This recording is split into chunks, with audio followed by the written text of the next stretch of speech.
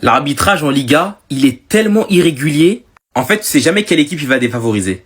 C'est pile ou face. Habituellement, le Barça, ils ont l'habitude de se faire léser, mais aujourd'hui, l'arbitrage favorable fois 100 000. La victoire 1-0 face au Vallecano, hein. Sur un but sur penalty de Lewandowski, récupéré sur cet accrochage sur Inigo. Pas de souci. En vrai, c'est une faute. Quelques minutes plus tard, Koubarsi, il fait la même chose sur Pathé 6, qui avait commis la première faute, mais cette fois-ci, pas de VAR. Pas de VAR, pas de penalty. Et encore, on peut se dire que ça s'arrête à là. Mais le but de Vallecano, il est un vrai de vrai. L'arbitre, il est dur. Parce que le centre, il vient directement pour le buteur qui va finir son action. Et l'arbitre va estimer que Randy Nteka, attaquant angolais du Vallecano, va faire action de jeu sur l'action et va gêner Inigo dans sa course. Or que Randy, pas une seule seconde, il calcule Inigo. Il s'est juste retourné. Et Inigo, j'ai l'impression qu'il lui fonce dessus. Voilà, il était sur sa trajectoire. Moi, j'aurais pas refusé personnellement. Et quand je dis qu'il est aléatoire, dans le sens où on a vu, lors de ce week-end, le Real Madrid se faire léser par l'arbitrage. Des pénaltys non sifflés, un carton rouge pour Bellingham pour avoir dit putain. Comme quoi, on sait jamais sur qui il tombe. Aujourd'hui, le Barça a été chanceux. Bon match encore une fois de la part de Pedri. Il nous a littéralement offert une séquence jonglage en plein milieu de terrain. Saint-Etienne aussi aura fait un match solide dans les cages. Comme quoi, je pensais qu'il allait être vraiment très faible.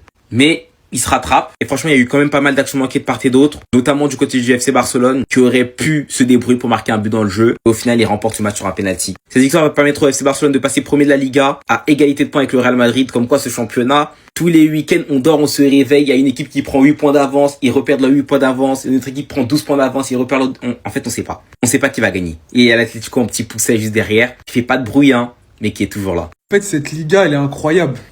Donc là, le FC Barcelone qui avait pris 6 points en 2 mois, on s'est tous moqué d'eux, on s'est dit ouais, peut-être qu'ils jouent trop bien, mais ils sont 3e. L'Athletic Bilbao même, ils pouvaient revenir sur aujourd'hui, à l'heure où cette vidéo est tournée, le FC Barcelone est revenu leader. Ils sont repassés devant le Real Madrid qui a fait match nul et devant l'Atlético Madrid qui a aussi fait match nul. Quand on vous dit le football, ça va vite. C'est une dinguerie, c'est pour ça. En fait, faut pas parler.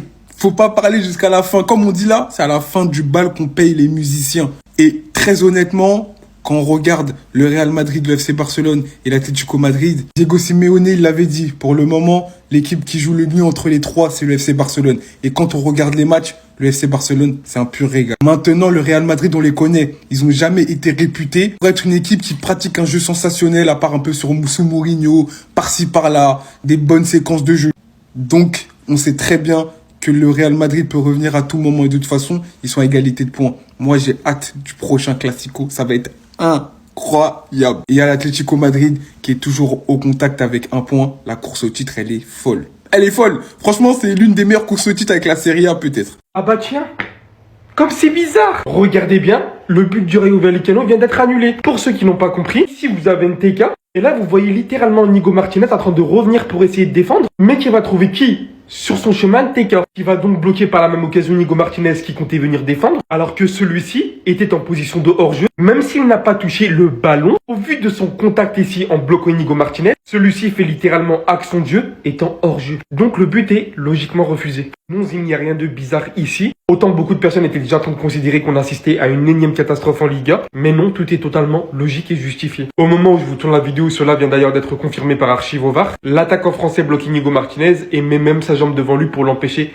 d'atteindre De Frutos. On en vient à essayer de tout décortiquer nous-mêmes parce que c'est ce que réclame la Liga, le championnat dans lequel on joue sur ces derniers mois. Attention tout de même maintenant au reste du match parce qu'on peut tellement voir à quel point tout peut tellement partir en vrille en 2-2 avec une seule erreur. La Liga là, elle a jamais été autant sur la sellette. Tout est analysé jusqu'au moindre détail. J'ai jamais vu ça. Il y a des pages de partout qui analysent les situations. Et voilà, l'arbitrage fait encore parler en Liga. La première mi-temps seulement a suffi pour voir plusieurs décisions bizarres de l'arbitre. Avant même de parler du but refusé du Rayo Vallecano, parlons déjà du penalty refusé pour le Rayo Vallecano. On a tous vu le moment où Pathé 6 s'est fait agripper dans la surface par Koubarsi, mais l'arbitre, comme par hasard, il n'a rien vu. Et bizarrement, quand c'était le cas pour le FC Barcelone, il l'a vu. Et venez même pas me dire qu'il n'y a pas penalty parce que c'est exactement la même chose que Pathé 6 a fait à Inigo Martinez et le Barça a obtenu le penalty. Moi, la question que je me pose, c'est que pourquoi quand il y a ce genre d'action là, l'arbitre part pas regarder la VAR? La VAR l'appelle même pas. Il y a qui à la VAR là-bas là-haut? Parce que chaque match il fait parler de lui. Je sais pas ce qu'il fout parce que là c'est flagrant. Et c'était pas la seule fois, il y a aussi eu cette action. On voit très bien que le joueur du Barça tire le maillot du joueur du Rayo Vallecano. Et ce qui fait le plus polémique, c'est ça les amis, le but refusé pour le Rayo Vallecano. Et l'argument utilisé par tout le monde, surtout mes frères madrilèns, c'est que le joueur qui a marqué pour le Rayo Vallecano n'était pas en hors-jeu. On le voit très bien ici, voilà. Il n'est pas du tout en hors-jeu, ça c'est vrai. Et le petit détail que vous n'avez pas remarqué les amis, c'est que celui Celui qui est en hors-jeu là, ce gars-là, certes, il n'a pas touché le ballon. Au moment où son coéquipier tirait le ballon dans les filets, regardez ce que lui il faisait. Il était en train d'embêter, je sais même pas comment dire ça. Il était en train de gêner Inigo Martinez. Il a carrément empêché Inigo Martinez d'aller sur son coéquipier. À partir de là, c'est une action de jeu. Donc sur ce coup-là, je suis d'accord avec l'arbitre, même si à sa place, j'aurais pas sifflé hors-jeu. Parce que là, c'est compliqué à juger en fait. Là, c'est le rôle de la VAR. Mais bon, vu qu'ils sont en train de dormir là-haut, on sait pas ce qu'ils font.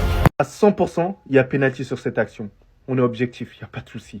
Mais sur cette action, vous allez me dire qu'il n'y a pas pénalty pour le Rayo Vallecano à ce moment-là. Pathé 6 a été stupide à ce moment-là, il n'y a pas de souci. Koubarsi aussi a été stupide sur Pathé 6. L'arbitre n'est même pas allé voir la VAR à ce moment-là. Ça n'a même pas sonné à ce moment-là. Donc moi, je commence à en avoir marre avec cet arbitrage de merde. Alors je ne dis pas ça parce que c'est le FC Barcelone. C'est sûr, j'ai un peu le seum, il n'y a pas de souci. Mais je ne dis pas ça directement contre le FC Barcelone. Je dis juste que l'arbitre ne fait jamais bien son travail. Et tout le temps, et chaque match, il y a des scandales. Mais je commence à en avoir marre avec cette ligue de merde. Des fois, c'est le FC Barcelone qui se fait baiser. L'autre fois, c'est le Rayo Vallecano. Ensuite, c'est le Real Madrid. Et gars, même cette action, je suis désolé. Ok, bon, il y a un petit contact avec Inigo Martinez, mais ça n'influe en aucun cas sur l'action. Normalement, il devrait avoir but dans ça. Surtout que je vois qu'à la fin, il a été signalé hors-jeu. Hors-jeu, les gars, il n'y a pas eu de faute ou quoi que ce soit. Le signe de l'arbitre, c'est hors-jeu. Donc là, je commence à en avoir marre. Va falloir que les arbitres fassent des stages, vraiment d'apprentissage. Pedri n'a rien à envier à Iniesta en termes de talent pur. 8, ça drop. Le match que Pedri a pondu aujourd'hui, ça montre à quel point c'est lui le meilleur joueur du Barça.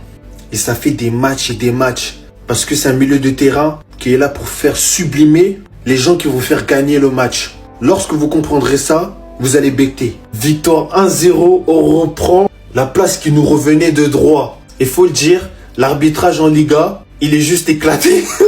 Il est juste éclaté, les gars. C'est pour ça Flick il dit faut pas parler aux arbitres. C'est pour ça que Flick il fait tout pour que nos joueurs ils parlent pas aux arbitres. L'arbitrage en fait il est juste éclaté. Mais si nous on se plaint pas, peut-être qu'il sera plus en notre faveur, on sait pas.